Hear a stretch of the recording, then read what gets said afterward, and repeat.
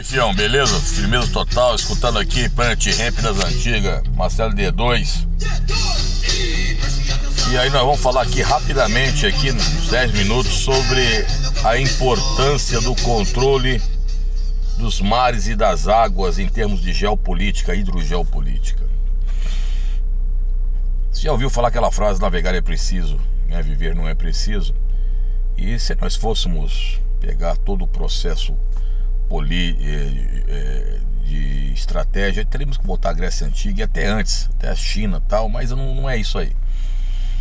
Então quando você começa aqui mais próximo aqui, né, mais próximo aí no século XV, com as grandes navegações, você vê que há uma expansão ultramarina, primeiro ibérica, depois britânica, francesa e holandesa, que vão em busca de situações aí para os novos continentes. Aí no caso nós temos a descoberta da América e todo esse processo ligado ao capitalismo comercial, que era ligado ao mercantilismo, metalismo, que os professores seus exaustivamente falam em sala de aula, e cuja consequência mais danosa que nós tivemos para a história humana foi a escravidão, principalmente a escravidão africana. Então aí você vê Mao Tse Tung, que foi grande líder chinês, e dizia que admirava muito Portugal, porque Portugal tinha tudo para não ser o país que foi em termos de expansão ultramarina, né? Cercado pela Espanha e tendo o Atlântico, um mar desconhecido ali a sua situação. E dentro desse processo todo, o controle dos mares sempre foi algo que o ser humano sabe que tem uma importância fundamental. Ora, os mares, além da pesca, ele é excelente como um meio de comunicação, né? Aliás, o material rodante é a água, né? Apesar dos furacões, tufões e etc, mas a água ali é um material rodante, sem necessidade de se fazer aí obras humanas para fazer a ligação.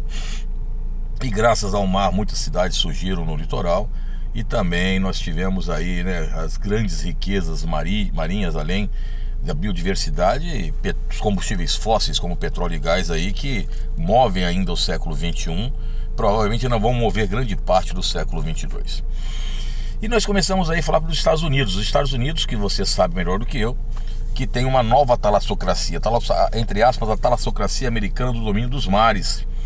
E realmente essa técnica, vamos dar um termo novo, a técnica do abafa americano, né, com os fuzileiros. Por isso que os fuzileiros eles gozam nos Estados Unidos de um patamar até superior às outras forças de segurança americana. Eles estão em todos os lugares do mundo. Os americanos, com as suas 7 frotas navais, a primeira frota que está desativada, mas querem reativar, a segunda do Atlântico, a terceira do Pacífico, ali próximo aos Estados Unidos, a quarta frota, que é a que incomoda o Brasil, que é a frota do Caribe e América do Sul, a quinta frota do Golfo Pérsico, a sexta frota, que traz um problema sério com a França, que é a frota do Mediterrâneo, e a famosa sétima frota naval, que cuida do Pacífico e Oceania. Então os americanos, eles dominam as águas. Se eles sabem que esse domínio é o controle de rotas navais comerciais e também militares. Aí você pega a Rússia. A Rússia, alguém poderia falar assim, professor, mas a Rússia é uma grande prisão continental, já diria o czar Pedro Grande, quando referia-se à Rússia. Por quê? Porque apesar de possuir o maior litoral contínuo do planeta, porque o maior litoral do planeta é a Indonésia, aquelas ilhas ali, então eu não vou entrar nem em mérito como é que é essa classificação do litoral da Indonésia, mas o litoral contínuo da Rússia é 3,5 vezes maior do que o litoral brasileiro. Mais de 22 mil quilômetros de litoral a Rússia tem. Só que a Rússia tem 2 problemas. O litoral norte, que é o Ártico, o Oceano Glacial Ártico, que é congelado. E quando a saída para mares mais quentes, ela é controlada por adversários. Seja no Pacífico, quando você tem ali, por exemplo, o Japão, que é grande aliado dos Estados Unidos, né? Também tem a China mais ao sul. E seja pelo Mar Negro, que você sabe, já falamos aqui várias vezes, a questão da Turquia, que controla os estreitos de Bósforo e Dardanelos e pertence à OTAN e acaba fiscalizando a saída da Rússia do porto de Sebastopol.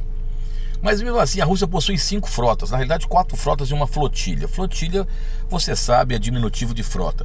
Então você tem a frota do Mar Negro, que é a poderosa frota russa, tem a frota do Mar Báltico, tem a frota do Norte, ou também chamada frota do Ártico. Você tem a frota do Pacífico, e depois a flotilha do Mar Cáspio, que é um mar fechado, que faz ali fronteira com o país da Ásia Central e também o Irã, que hoje pertence ao BRICS. Então a Rússia, apesar dos Estados Unidos serem chamados da Grande Baleia pela sua expansão marítima e a Rússia do Grande Urso pelo controle da Interlândia, área interna, ela possui uma frota naval considerável. No caso da China também, ela tem questões do seu lado leste, no Mar da China Meridional e no Mar da China Oriental. No Mar da China Oriental temos até um vídeo onde nós colocamos aí as quesilhas que a China tem com o Japão pela posse de ilhas, e no Mar Meridional com alguns países da Insulíndia e da Indochina. Mas a China tem uma situação interessante. Ela é cercada por inimigo por todos os lados. Temos vídeos onde nós desenhamos a China e mostramos quem cerca a China, e tem a Índia ali próxima à China.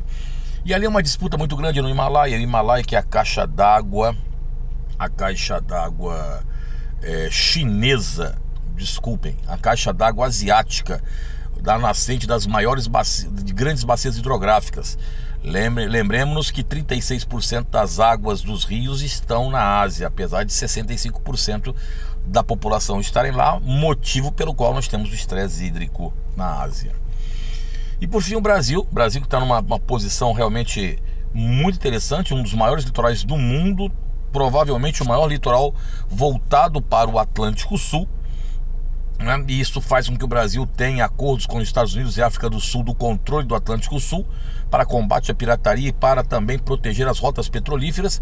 Haja vista que os superpetroleiros, quando saem do Golfo Pérsico, eles não conseguem passar pelo Canal de Suez para ir para os portos do Mediterrâneo, eles têm que contornar novamente, fazer o périplo africano, e aí o Brasil e a África do Sul tornam-se fundamentais ali para a proteção das rotas que vão para a Europa, para a União Europeia e para os Estados Unidos. E o Brasil tem o controle das águas continentais da América do Sul. Nós temos a entrada da bacia amazônica, a maior bacia do mundo, que congrega 10% das águas dos rios do mundo todo e 80% das águas do Brasil. Nós temos também a entrada e controlamos o médio e alto curso do Prata, porque aí o estuário do Prata é entre Uruguai e Argentina, mas quando adentramos ali, nós controlamos ali a bacia do Uruguai, Paraguai e Paraná, que as três perfazem a bacia do Prata, a quarta maior bacia do planeta. Se você pensar na história brasileira, as monções dos bandeirantes foram feitas pela porta falsa, que era o rio Tietê. Então os rios que convergem de São Paulo para o interior ajudaram sobremaneira a expansão territorial brasileira. E além do mais, nós temos Brasília, que está localizada nos Planaltos de Goiás, Minas, uma área mais alta, onde nós temos as nascentes das principais bacias hidrográficas. Nós temos no nosso canal 4 vídeos sobre 60 anos de Brasília, onde nós falamos e falamos sobre a questão da capital da geopolítica.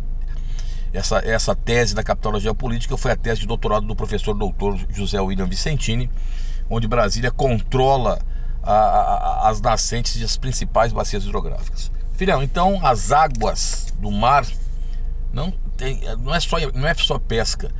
Isso é chamado de hidrogeopolítica, o controle territorial aí das águas. E como já diria Yves Lacoste, isso aí vai para alguns candidatos que disseram que geografia não tem importância. A geografia, em primeiro lugar, serve para fazer a guerra. Se isso não tiver importância, filho, então é o seguinte: vou escutando o Marcelo D2 aqui, porque pelo menos vou curtindo aqui um som aqui das antigas, certo? Então cola conosco. Se você quiser compartilhar, compartilha. Nem peço mais, porque parece que tá mendigando você, né? Então faz o que você quiser com esse vídeo aí, filho, tá? De boa, na moral. É nóis, que heróis, tamo junto, já Elvis.